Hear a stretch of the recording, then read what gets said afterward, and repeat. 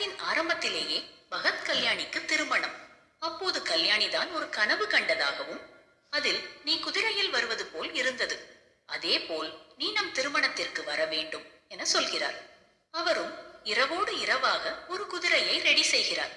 அடுத்த நாள் மாப்பிள்ளை அழைப்பின் போது குதிரை துள்ளி குதிக்க பகத் கீழே விழுந்து மண்டையில் அடிபட்டு பல மாதங்கள் கோமாக்கு செல்கிறார். இதனால் பல மாதம் காத்திருந்த கல்யாணி இனி இது செட் ஆகாது என்று அடுத்து வேறு ஒருவருடன் திருமணத்திற்கு கமிட் ஆகிறார். அந்த நேரத்தில் பகத்திற்கு திடீரென சுய நினைவு வர, பிறகு என்ன ஆனது? பகத் கல்யாணி திருமணம் மீண்டும் நடந்ததா, இல்லை பகத்தும் அடுத்த காதலுக்கு சென்றாரா என்பதே மீதி கதை. பகத் எந்த ஒரு ரோல் செம கேஷுவலாக ஸ்கோர் செய்பவர். இதில் மட்டும் விடுவாரா? செம ஜாலியான கதாபாத்திரத்தில் படம் முழுவதும் செம கலகலப்பாக கலக்கியுள்ளார். அதிலும் கல்யாணியை அவர்